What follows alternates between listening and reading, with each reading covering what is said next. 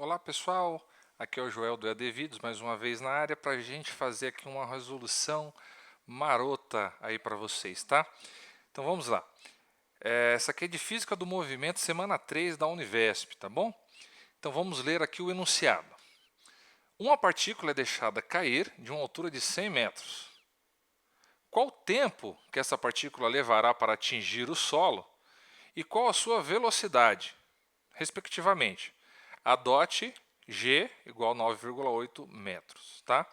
Bom, o g 9,8 metros é a aceleração da gravidade. É isso que ele está dando aqui para a gente. A gente vai considerar a aceleração da gravidade de 9,8 metros por segundo ao quadrado. Né? Se a gente fosse considerar aqui exatamente como manda o figurino aí da física. Né?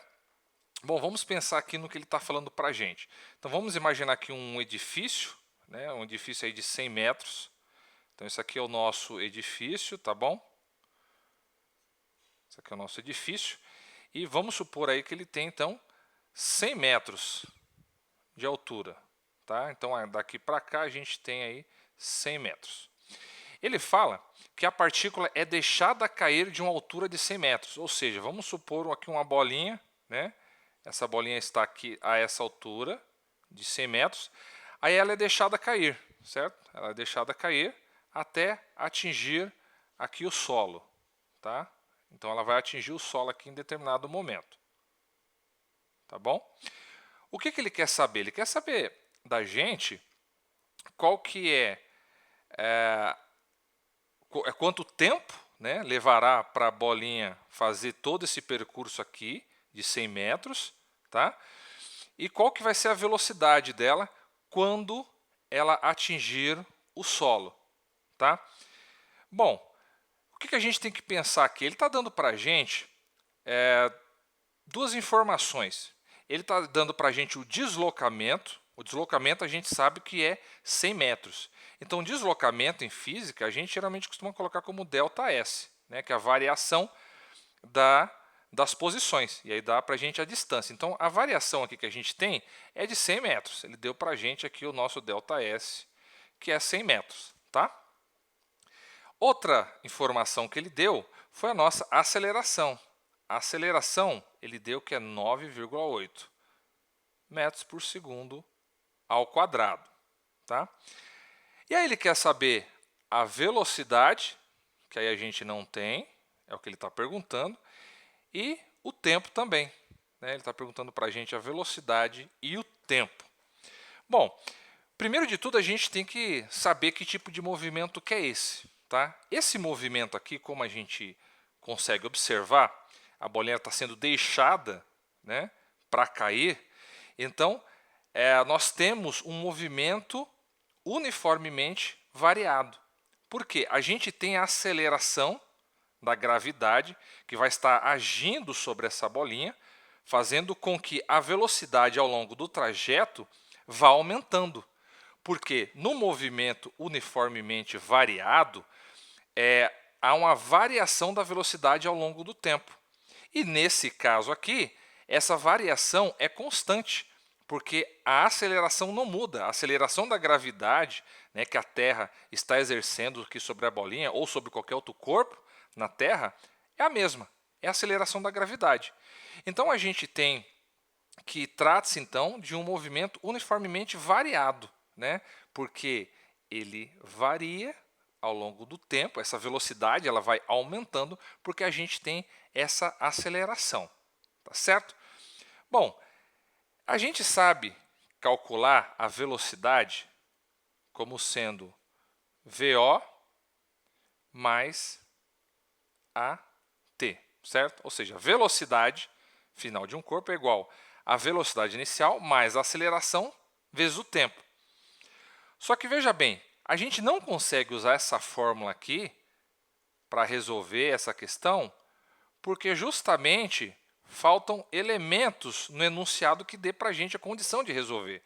Né? A gente tem a aceleração, beleza, 9,8.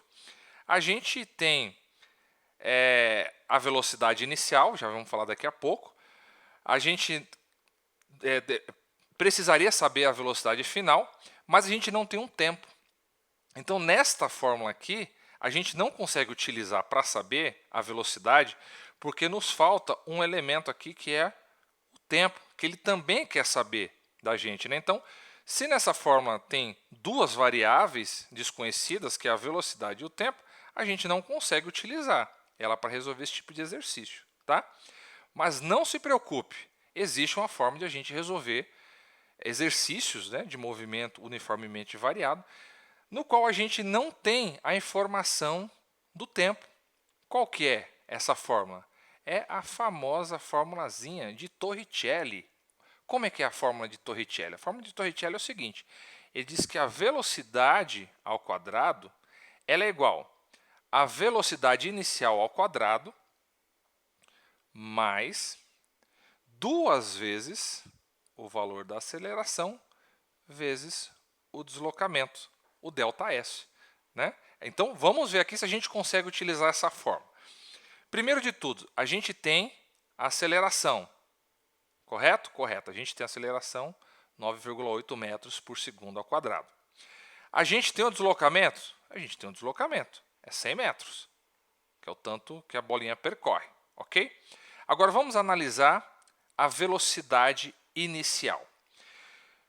No enunciado ele diz o seguinte, uma partícula é deixada cair. Ele não colocou essa informação à toa. O que significa isso? Que em um determinado momento, essa bolinha que estava parada, né, alguém segurando alguma coisa, algum dispositivo aqui segurando, simplesmente deixa essa bolinha cair. Então ela parte aqui de uma velocidade inicial que é igual a zero. Né? Ou seja, a velocidade de início dela aqui é zero, porque ela foi deixada cair.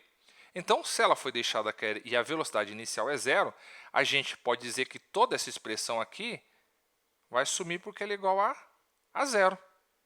Certo? Então, a gente vai ter nessa fórmula aqui de Torricelli que a velocidade ao quadrado vai ser igual 2 vezes a aceleração vezes o nosso deslocamento. E agora dá para a gente resolver? Agora é possível resolver porque a gente só tem uma incógnita aqui, certo?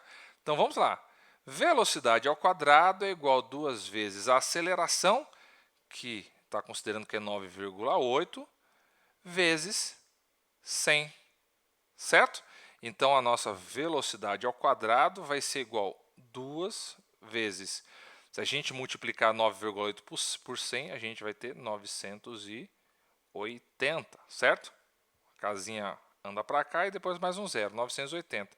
2 vezes 980, a gente vai ter que v ao quadrado é igual 2 vezes 980 vai ser igual a 1960. Aí a gente tem que lembrar, se a gente tem de um lado uma incógnita ao quadrado, o que a gente faz para igualar? A gente coloca os dois lados uma raiz quadrada, certo? Esse lado vai anular, porque a raiz quadrada com um número ao quadrado, essa anula com essa. Né? Então, a gente só vai ter que a velocidade ela vai ser igual à raiz quadrada de 1960. Tá?